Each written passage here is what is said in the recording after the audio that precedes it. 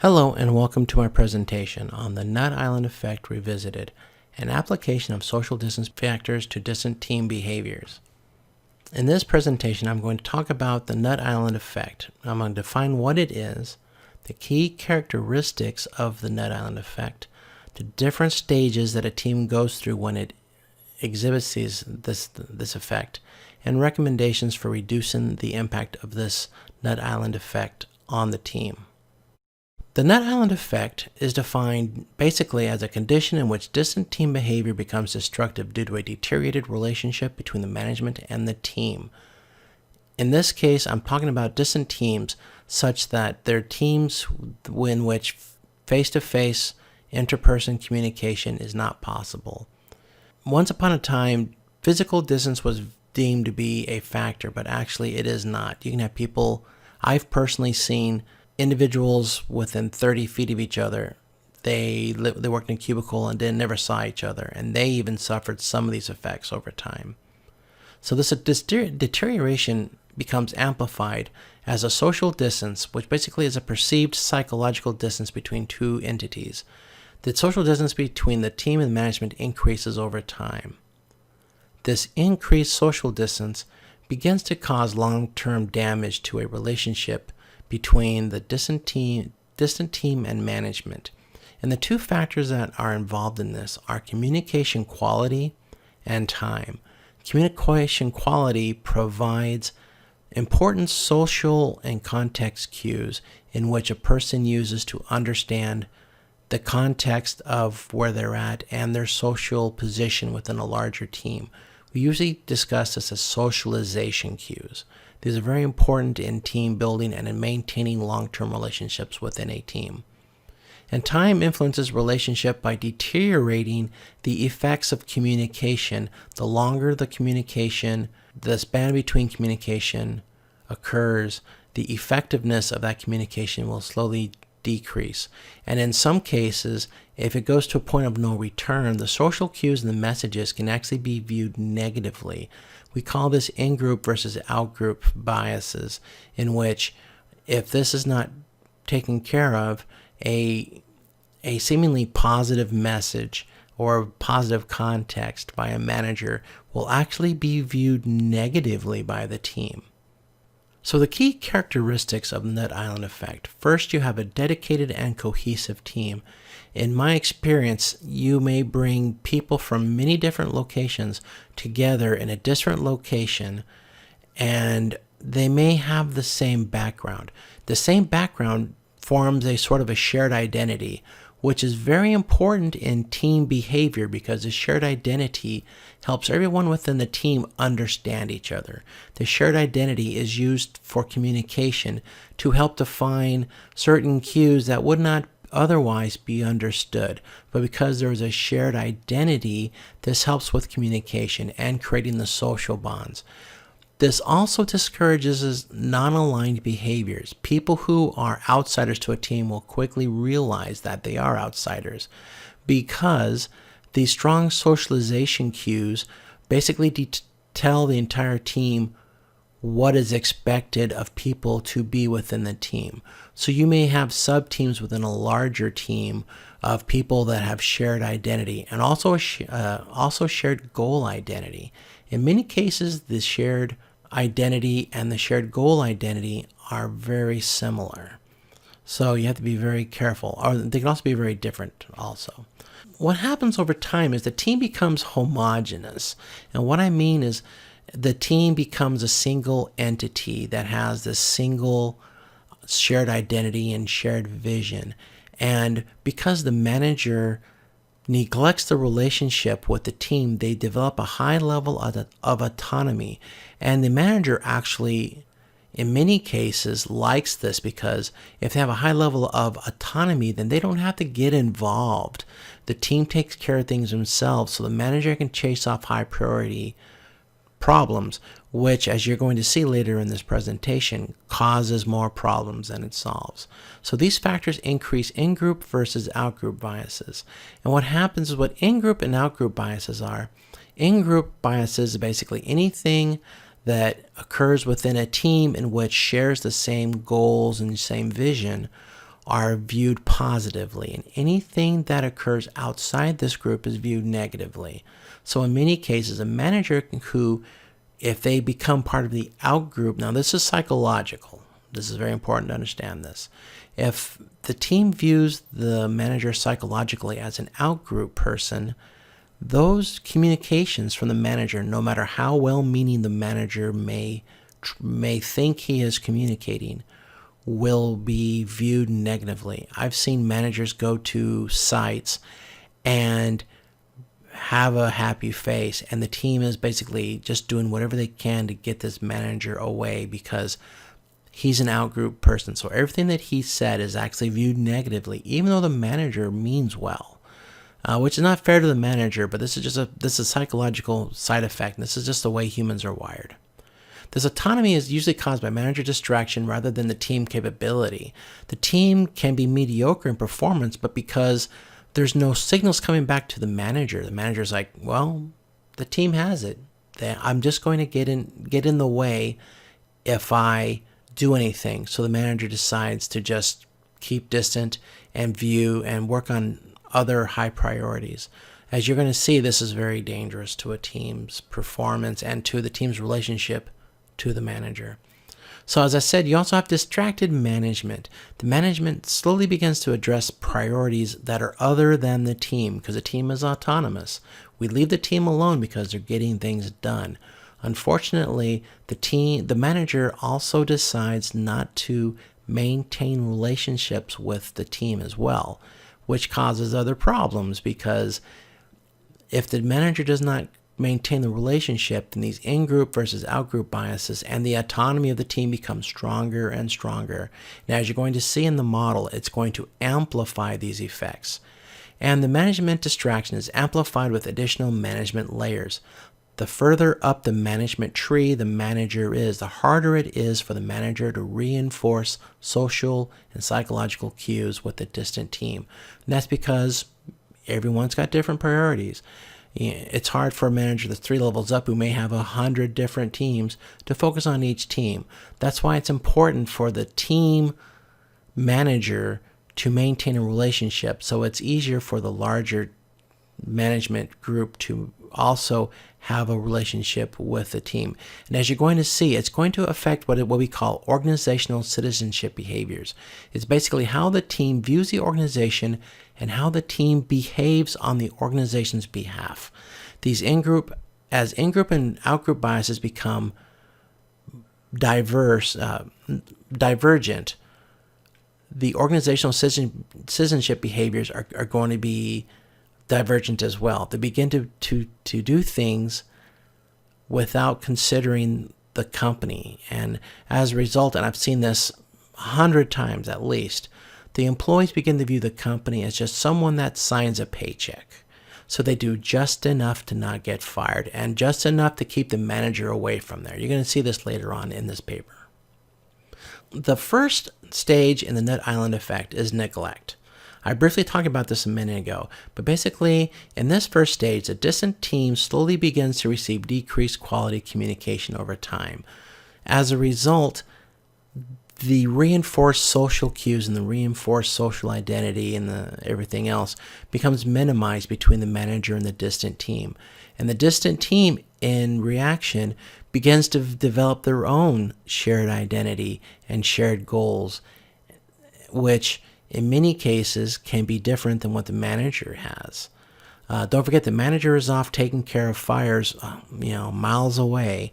So the team begins to get this autonomy where say, hey, well, we're pretty much running our own show, so we can basically define what we want to do. Unfortunately, because of in-group versus out-group biases, these goals sometimes become divergent from what the manager's goals are.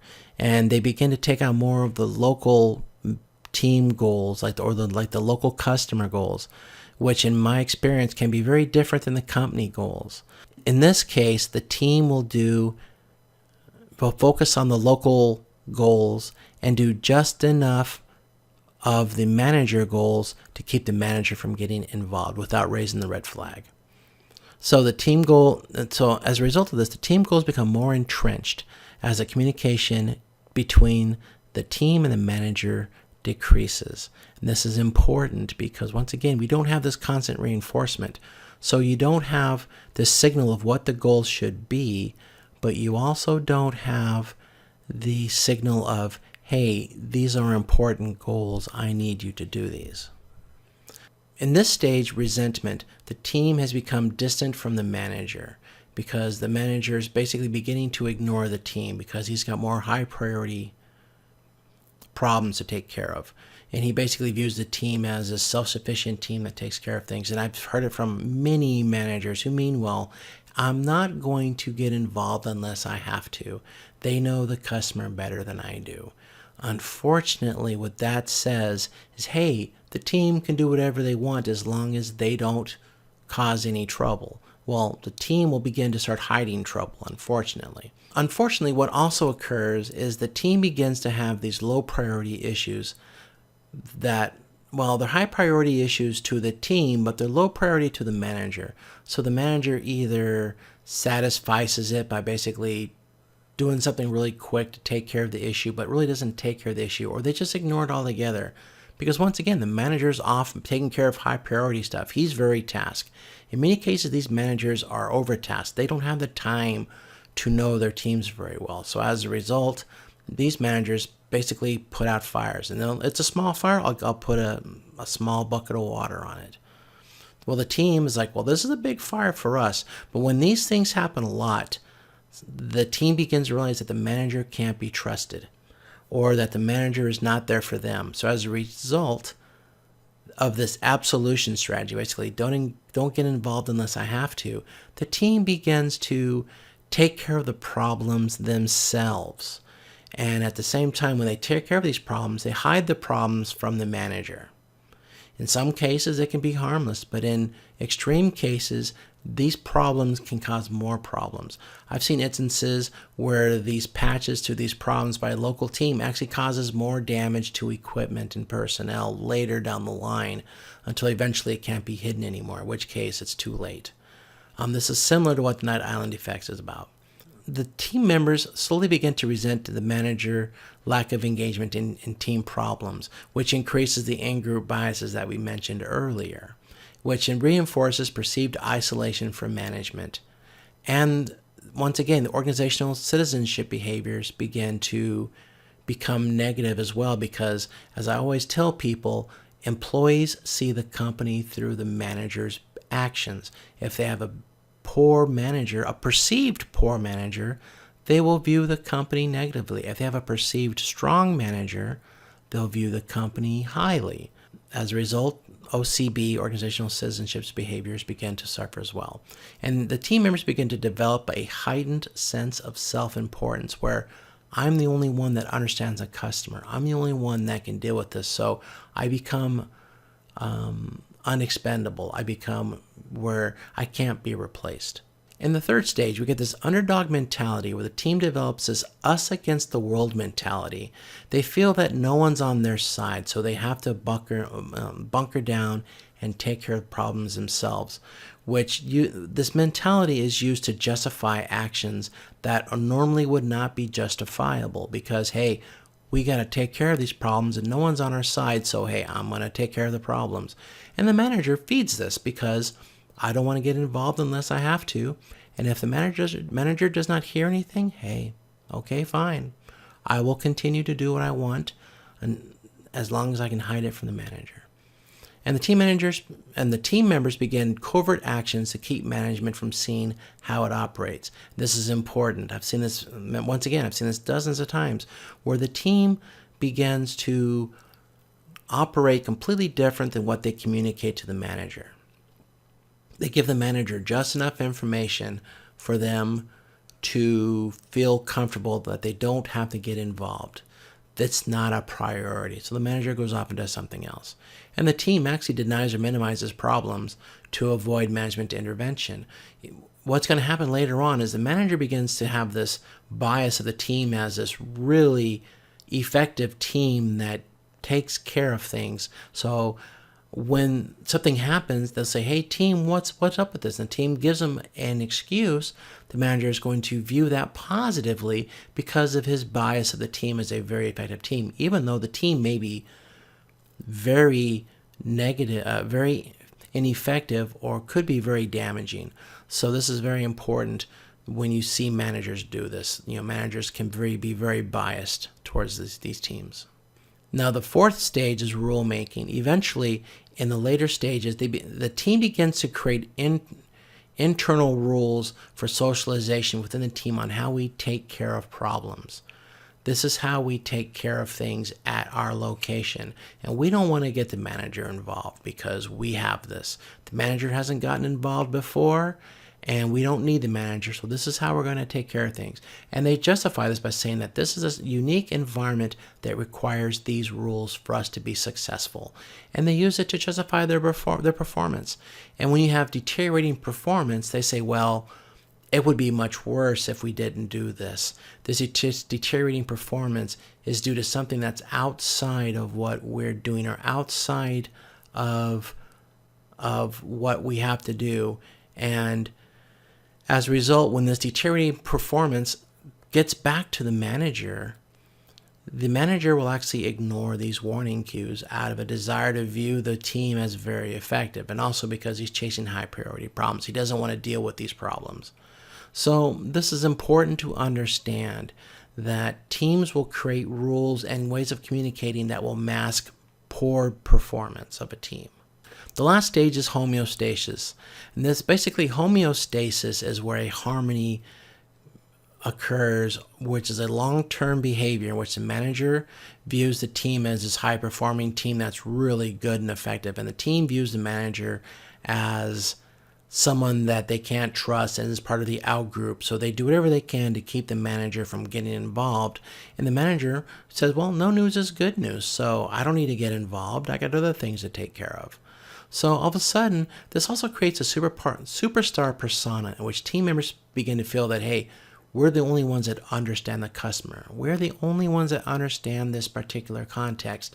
Therefore, they can't get rid of me because I'm very important. And this happens many times. And once again, this is a human behavioral trait. All humans have this wired inside them.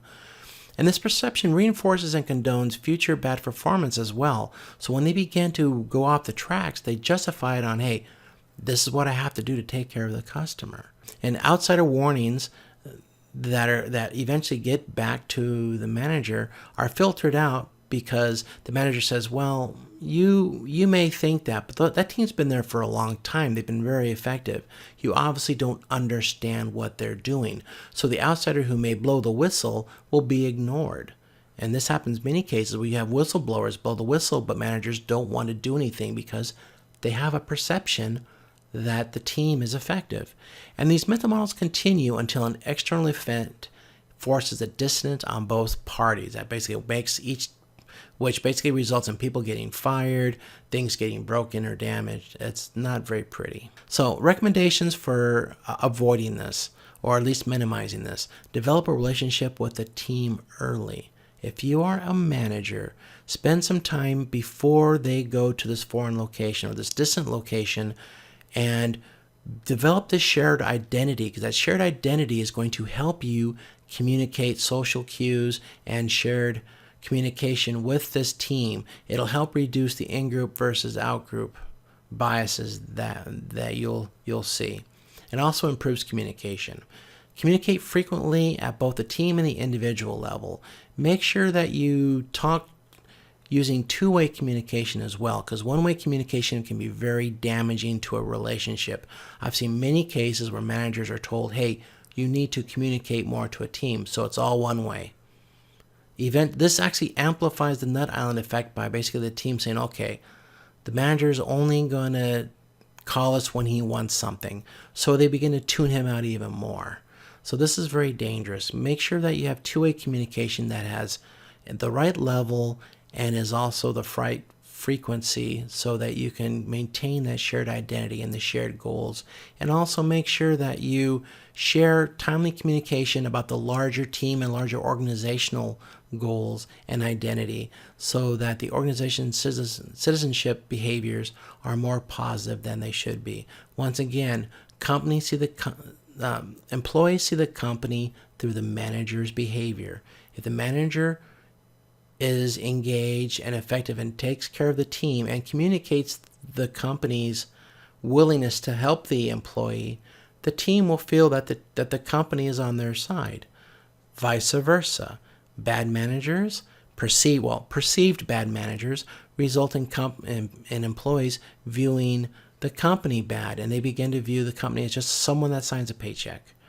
And this is what happens in many cases. I've seen so many times when they have this attrition where employees just leave the company. I recently saw where half of a team just suddenly left over a 1-year period, and the managers were left saying, well, why did this happen? This is a very hard thing. Once you get down to the later stages of the nut island effect, it's very hard to recover from this. I hope that this presentation helps you understand distant team behaviors. I recommend that you read this paper if you're interested in this.